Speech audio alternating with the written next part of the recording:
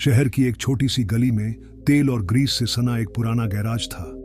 वहीं काम करते थे राजू और दीपू। दोनों गांव से आए थे, मेहनती थे, ईमानदार थे। पर किस्मत। एक दिन गर्मी से तपते लोहे के बोनट पर हाथ मारते हुए दीपू बोला, भाई सोच रहा था अगर ऐसे ही काम करते रहे तो एक दिन अपना खुद का गैराज खोलेंगे। राजू मुस्कुराया, फिर दूसरा, फिर तीसरा।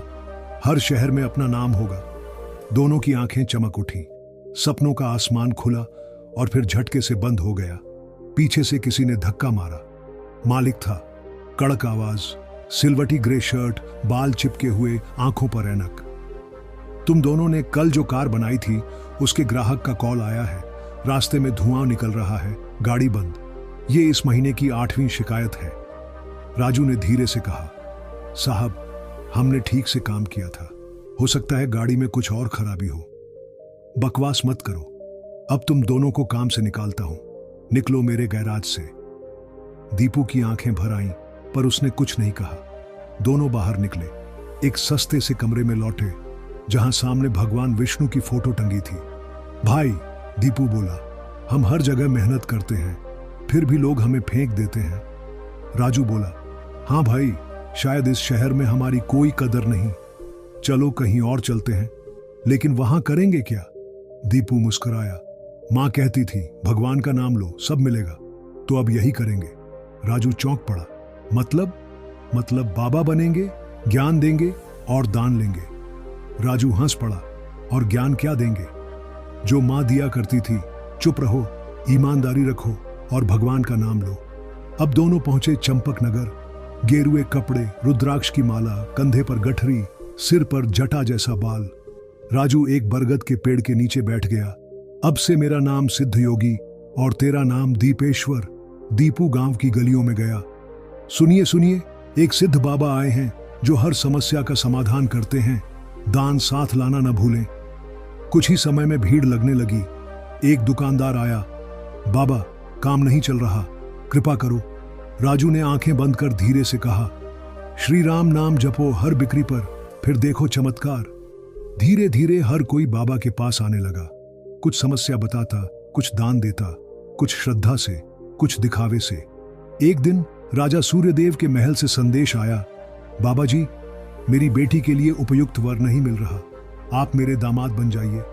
राजू ने सारी भेंट देखी, सोना, चांदी, वस्त्र, रथ, पर आंखें बंद कर बोला, राजन, मैं एक सन्यासी हूं, मैं ये सुख नहीं ले सकता। दीपू ने हैरानी से देखा, पगला गया है क्या? क्या मौके को ठुकरा दिया? राजू ने मुस्कुराकर कहा, अब तक बस भगवान का नाम लिया है, आज उसका स्वाद भी मिल गया, अब कोई लालच नहीं।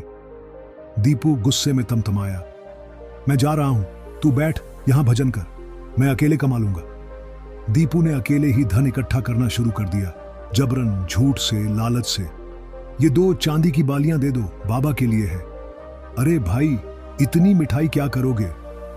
जल्द ही उसके पास एक बड़ा थैला भर गया। वो पेड़ के नीचे बैठा मिठाई खा ही रहा था कि 4 नकाबपोश लुटेरे आए। जो भी है निकाल, नहीं तो मार देंगे। दीपू ने कांपते हुए थैला दे दिया, पर जब एक डाकू का नकाब गिरा, वो पहचान गया। डाकू गुर्राया, अब तू जिंदा नहीं रहेगा। दीपू भाग नहीं सकता था। उसने आंखें बंद की। हे नारायण, रक्षा करो। तभी दूर से घोड़े और तलवारों की आवाज, राजा के सिपाही आ रहे हैं। डाकू भाग गए। दीपू फूट फूट कर रो पड़ा, हे राम, मैं अंधा था, लालच में भटका, अब लौटूंगा, तेरे नाम में जीवन बिताऊंगा। दीपू वापस लौट आया। राजू उसी ध्यान में बैठा था, शांत, संतुष्ट। दीपू ने उसके पैरों में गिरकर कहा, माफ कर दो राजू। नहीं बाबा, मैं अब समझ गया हूं, असली दौलत किसे कहते हैं। राजू ने उसे उठाकर गले लगाया। चल दीपेश्वर, अब हम दोनों मिलकर सच्चे मन से राम नाम की सेवा करेंगे। किसी को धोखा नहीं देंगे, दान लेंगे, पर सच्चे समाधान भी देंगे। बरगद के नीचे बैठे 2 चेहरों में अब संतोष था।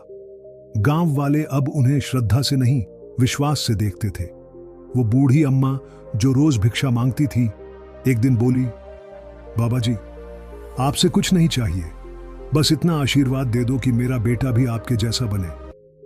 राजू ने हंसते हुए कहा, राम का नाम लेती रहो अम्मा, ये नाम सबको दौलत देगा, बाहर की नहीं, दिल की।